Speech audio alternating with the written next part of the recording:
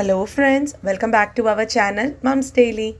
ഇന്ന് ഞാൻ വന്നിരിക്കുന്നത് ഒരു കിടിലൻ 4 മണി പലഹാരമായിട്ടാണ്. ഇത് വളരെ എളുപ്പത്തിൽ ഗോതമ്പ് പൊടിയും പാലും ഒക്കെ വെച്ചിട്ടാണ് നമ്മൾ ഉണ്ടാക്കിയെടുക്കുന്നത്. നിങ്ങളിൽ അധികം ആരും കഴിക്കാൻ സാധ്യതയില്ലാത്തൊരു 4 മണി പലഹാരമാണ്. അപ്പോൾ നമുക്ക് നോക്കാം എങ്ങനെയാണ് ഒരു 5 മിനിറ്റിനകത്തത് തയ്യാറാക്കിയെടുക്കുന്നതെന്ന്. അതിനായിട്ട് ഞാനിവിടെ ഒരു പാൻ അടുപ്പത്ത് വെച്ചിട്ടുണ്ട്. പാൻ ഒന്ന് ചൂടായി വരുമ്പോഴത്തേക്കും ഇതിനകത്തോട്ട് 2 കപ്പ് പാൽ ഒഴിച്ചു കൊടുത്തിട്ടുണ്ട്. അപ്പം പാല് തിളപ്പിച്ചതോ തിളപ്പിക്കാത്തതോ എന്ത് വേണമെങ്കിലും ആവാം, കാരണം നമ്മളിതൊന്നും കൂടെ ഒന്ന് തിളപ്പിക്കുന്നുണ്ട്. അപ്പോൾ ഏത് കപ്പിലാണോ നിങ്ങൾ പാൽ അളന്നത് അതേ കപ്പിൽ തന്നെയാണ് ഗോതമ്പ് പൊടി അളക്കേണ്ടത്. അത്രയും മാത്രമേ നമ്മളൊന്ന് ശ്രദ്ധിക്കേണ്ടതുള്ളൂ.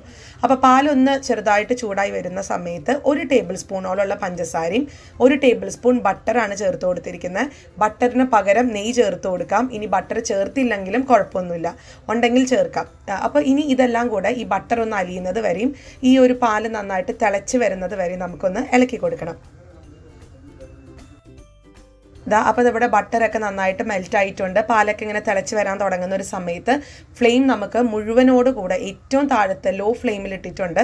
ഇനി ഒന്ന് ചെറുതായിട്ടൊന്ന് ഇളക്കി കൊടുക്കുക. അതിനുശേഷം കുറേശ്ശെ 2 കപ്പോളം ഉള്ള ഗോതമ്പ് പൊടി ചേർത്ത് കൊടുക്കാം. അപ്പം നമുക്ക് എല്ലാം കൂടെ ഒരുമിച്ചങ്ങ് തട്ടരുത്. വളരെ കുറേശ്ശെ ഇളക്കി കുറച്ചിട്ട് പിന്നെ ഒന്ന് ഇളക്കുക, കുറച്ചിട്ട് ഇളക്കി, അങ്ങനെ ഇതൊരു മാവിൻ്റെ പരുവത്തിനോട്ട് നമ്മൾ ചപ്പാത്തിക്കൊക്കെ മാവ് കുഴയ്ക്കുന്ന ഒരു പരുവം.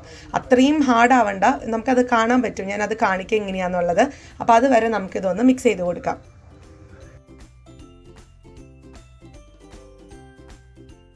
അപ്പോൾ നമ്മുടെ മാവൊക്കെ കണ്ടോ ഈ ഒരു പരുവത്തിന് വരും. ചപ്പാത്തിയുടെ ഒരു മാവിന് ഇച്ചിരി കൂടെ റഫല്ല, ഇച്ചിരി കൂടെ ഹാർഡാണ് ഇരിക്കുക. ഇതെന്ന് പറയുന്നത് ഇതിനകത്ത് പാലും ബട്ടറും ചേർത്തത് കൊണ്ട് നല്ല സോഫ്റ്റ് ആയിട്ടാണ് ഇരിക്കുന്നത്. അപ്പോൾ ഞാനിനി ഇത് ഫ്ലെയിം ഓഫ് ചെയ്ത് ഒരു ബൗളിനകത്തോട്ട് ചൂടോട് കൂടെ ഇത് മാറ്റിയെടുക്കുന്നുണ്ട്. ഇനി നിങ്ങൾക്ക് 2 രീതിയിൽ ഉണ്ടാക്കാം. ഞാനിതിനകത്ത് മുട്ട ചേർക്കുന്നുണ്ട്. നിങ്ങൾക്കിനി മുട്ട ചേർക്കണ്ടെന്നുണ്ടെങ്കിൽ ഈ ഒരു സ്റ്റേജിൽ ഒന്നും കൂടെ നമുക്കൊന്ന് കുഴച്ചെടുക്കണം. നല്ല ചൂടുണ്ട്. അപ്പം ഒന്നില്ലെങ്കിൽ ആ ചെറിയ ചൂടാവുന്നത് വരെ ഒന്ന് വെയിറ്റ് ചെയ്യുക. അല്ലെങ്കിൽ നമുക്ക് പറ്റുന്ന ആ ഒരു പോലെ ഒന്ന് ഇടിച്ചു കൊടുക്കുക അല്ലെങ്കിൽ കുഴച്ചു കൊടുക്കുക. എങ്കിലാണ് അത് സോഫ്റ്റ് ആയിട്ട് വരത്തുള്ളൂ. അതിനുശേഷം നിങ്ങൾക്ക് ഇഷ്ടമുള്ള ഒരു ഷേപ്പിൽ ഇത് എണ്ണയിൽ വറുത്തെടുക്കാം. ഇങ്ങനെയാണ് ഒരു മെത്തേഡ്. അപ്പം ഞാനിന്ന് അങ്ങനെയല്ല ചെയ്യുന്നത്. ഇതിൻ്റെ കൂടെ ഇച്ചിരി കൂടെ ആ ഒരു ടെക്സ്ചറൊക്കെ ഒന്ന് മാറി വരാനും നല്ല സോഫ്റ്റ് ആയിട്ട് വരാനും കൂടെ മുട്ട ചേർക്കുന്നുണ്ട്. ഞാനിപ്പോൾ ഇവിടെ ഒരു മുട്ട ചേർത്തിട്ടാണ് ഇത് ഉണ്ടാക്കിയെടുക്കുന്നത്. അപ്പോൾ ഇത് ഞാൻ പറഞ്ഞ പോലെ ഓപ്ഷനലാണ്. നിങ്ങൾക്ക് മുട്ട ചേർക്കണ്ട എന്നുണ്ടെങ്കിൽ നേരത്തെ പറഞ്ഞ ആ ഒരു സ്റ്റേജിൽ വെച്ച് നിർത്തി വറുത്തെടുക്കാം. അപ്പോൾ മുട്ട ഒരെണ്ണം ചേർത്ത് കൊടുക്കുക. മുട്ട ചേർത്ത് കൊടുത്തതിന് ശേഷം ഈ ഒരു മാവ് നമുക്ക് ഈ മുട്ടയും കൂടെ നന്നായിട്ടൊന്ന് കമ്പൈൻ ചെയ്യണം. അപ്പോൾ ഞാൻ ആദ്യം ഇവിടെ സ്പാച്ചുല വെച്ചിട്ടാണ് ഇതൊന്ന് യോജിപ്പിക്കാൻ വേണ്ടി ഉപയോഗിച്ചത്. പക്ഷേ സ്പാച്ചുല വളരെ കനം കുറഞ്ഞതൊക്കെ ആയതുകൊണ്ട് കട്ടി കിട്ടുന്നില്ല. അപ്പം ഞാൻ കുറച്ചങ്ങോട്ട് പോകുമ്പോഴത്തേക്കും മരത്തിൻ്റെ കയ്യിൽ വെച്ചിട്ടാണ് കുഴച്ചെടുക്കുന്നത്. അപ്പോൾ ഈ ഒരു സമയത്ത് കൈ വെച്ചിട്ട് ഒരിക്കലും കുഴയ്ക്കാൻ നോക്കരുത് കേട്ടോ. കയ്യിൽ മുഴുവൻ മുട്ടയൊക്കെ ആയി നമുക്ക് ഒരു ഗ്രിപ്പ് കിട്ടത്തില്ല.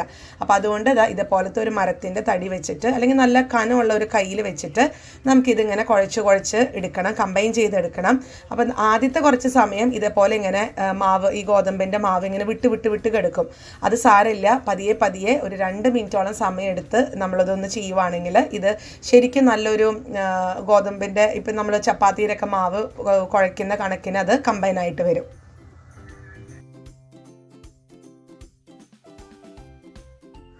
നോക്കിക്കേ, ഈ ഒരു കണക്കിനാണ് വന്നിരിക്കുന്നത്. അപ്പോൾ കുറച്ചങ്ങ് പോയി മുട്ടയൊക്കെ നന്നായി മിക്സായി കഴിഞ്ഞാൽ കൈ വെച്ചിട്ട് വേണമെങ്കിൽ ഒന്ന് കുഴച്ച് കൊടുക്കാം. ഇനി നമുക്ക് ഇത് കയ്യിലൊന്നും ഒട്ടിപ്പിടിക്കാത്ത രീതിയിൽ തന്നെ ഇത് നന്നായിട്ട് മിക്സായി വന്നിട്ടുണ്ട്. ഇനി കയ്യിൽ അല്പം എണ്ണയോ നെയ്യോ അല്ലെങ്കിൽ അല്പം വെള്ളം ഒന്ന് തടവി കൊടുത്തതിന് ശേഷം നിങ്ങൾക്ക് ഇഷ്ടമുള്ള ഒരു ഷേപ്പിലാക്കി എടുക്കാം. ഞാനിതിപ്പോൾ റൗണ്ട് ഷേപ്പിലാക്കിയാണ് എടുക്കുന്നത്. ഇനി നിങ്ങൾക്കിത് ഒരു മുട്ടയിൽ നിർത്തണം എന്നൊന്നുമില്ല കേട്ടോ. 1 or 2 മുട്ട ആണെങ്കിലും ചേർത്ത് കൊടുക്കാം.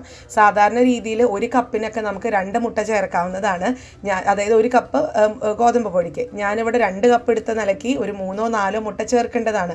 പക്ഷേ അത്രയും മുട്ടയൊന്നും ചേർക്കേണ്ട കാര്യമില്ല. അല്ലാതെ തന്നെ നല്ല സൂപ്പർ സോഫ്റ്റ് ആണിത്. പിന്നെ എന്തിനാ വെറുതെ നമ്മൾ മുട്ടയുടെ എണ്ണം കൂട്ടുന്നത്? അപ്പോൾ ഈ ഒരൊറ്റ മുട്ട എടുത്താൽ നമുക്ക് ഈ ഒരു സോഫ്റ്റ്നെസ്സിൽ തന്നെ കിട്ടും.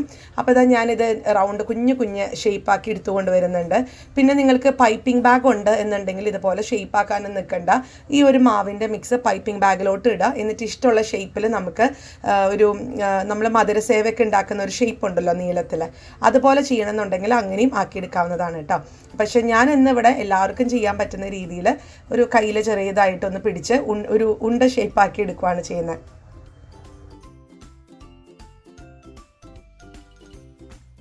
അങ്ങനെ ഇത്രയും ബോൾസുകൾ നമുക്ക് കിട്ടിയിട്ടുണ്ട്. അപ്പോൾ ഇതാണ് നമ്മൾ വറുത്തെടുക്കാൻ പോകുന്നത്.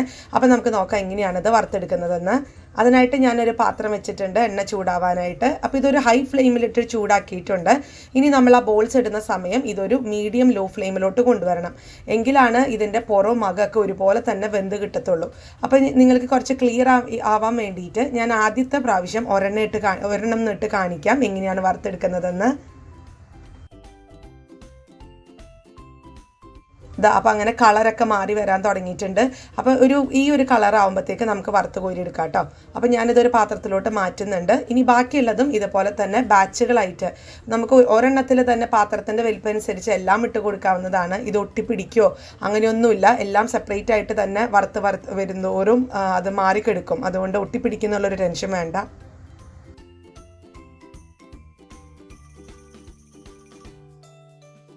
അങ്ങനെ ബോൾസൊക്കെ ഇവിടെ വറുത്തെടുത്ത് വന്നിട്ടുണ്ട്. ഞാനിതൊരു പാത്രത്തിലോട്ട് മാറ്റുന്നുണ്ട്. ഞാനിതിനകത്ത് 1 ടേബിൾ സ്പൂൺ പഞ്ചസാരയല്ലേ ചേർത്തിട്ടുള്ളൂ. അപ്പോൾ നമുക്ക് കുറച്ചും കൂടെ ഒരു മധുരത്തിൻ്റെയും ഒരു ഫ്ലേവർ കിട്ടാൻ വേണ്ടിയിട്ട് ഞാൻ ചെയ്യാൻ പോകുന്നത്, ഇതിൻ്റെ മേലെ ഞാൻ എല്ലാ പ്രാവശ്യം ഇതുപോലത്തെ കുട്ടി സ്നാക്കിലൊക്കെ ചെയ്യുന്ന ഒരു കാര്യമാണ്, ഒരു ബൗൾ എടുക്കുക, അതിനകത്തോട്ട് 1 ടീസ്പൂണോളമുള്ള പഞ്ചസാര ചേർത്ത് കൊടുക്കുക. അതുപോലെ പട്ട പൊടിച്ചത് ഒന്ന് ചെറുതായിട്ടൊന്ന് ചേർത്ത് കൊടുക്കുക.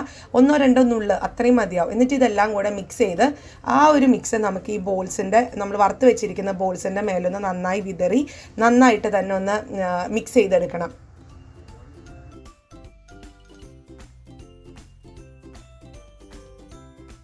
ഇനി നമുക്കിതൊരു സെർവിങ് പ്ലേറ്റിനകത്തോട്ടൊന്ന് മാറ്റി വയ്ക്കാം.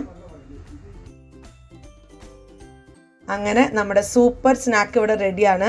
ഇതിൻ്റെ ടേസ്റ്റ് സൂപ്പർ ടേസ്റ്റാണ്. നിങ്ങൾ ഒരു തവണ ഒന്ന് ഉണ്ടാക്കി നോക്കണം. ഗോതമ്പ് പൊടി, പാല്, നെയ്യ് ഇതൊക്കെ നമ്മുടെ വീട്ടിലൊക്കെ എപ്പോഴും ഉണ്ടാവുന്ന സംഭവങ്ങളാണ്. അപ്പോൾ കുഞ്ഞുങ്ങൾക്കൊക്കെ പെട്ടെന്ന് ഉണ്ടാക്കി കൊടുക്കുകയും ചെയ്യാൻ പറ്റും. അപ്പോൾ ഇതിൻ്റെ ഉള്ളിൽ എങ്ങനെ ഇരിക്കണേ നോക്കാം. പുറം ഭാഗം എന്ന് പറയുന്നത് വളരെ ക്രിസ്പി ആയിട്ടാണ് ഇരിക്കുന്നത്. കണ്ടോ, അതിങ്ങനെ ഇങ്ങനെ കുറച്ച് മുരിഞ്ഞ പോലെയാണ് ഇരിക്കുന്നത്. അകമാണെന്നുണ്ടെങ്കിലോ വളരെ സോഫ്റ്റും. ഉണ്ണിയപ്പത്തിൻ്റെ ഒക്കെ നമ്മൾ ചൂടോടെ കൂടെ കഴിക്കുമ്പോൾ ഒരു സോഫ്റ്റ്നെസ് ഇല്ലേ, അത്രയും സോഫ്റ്റ് കിട്ടും നമുക്ക്. അത് ആ മുട്ടയും കൂടെ ചേർത്തത് കൊണ്ടാണ്. അപ്പോൾ എല്ലാവരും ട്രൈ ചെയ്ത് നോക്കുക. എന്നിട്ട് ഇഷ്ടപ്പെടുവാണെന്നുണ്ടെങ്കിൽ ലൈക്ക് ചെയ്യാനും ഷെയർ ചെയ്യാനും കമൻറ്റ് ചെയ്യാനും ഒന്നും മറക്കരുത്. അതുപോലെ തന്നെ നമ്മുടെ ഈ ചാനൽ ആദ്യമായിട്ടാണ് കാണുന്നതെങ്കിൽ സബ്സ്ക്രൈബ് ചെയ്യാനും മറക്കരുത്. അപ്പോൾ അടുത്തൊരു വീഡിയോ ആയിട്ട് ഉടനെ കാണാം. അൻറ്റിൽ ദെൻ ബൈ.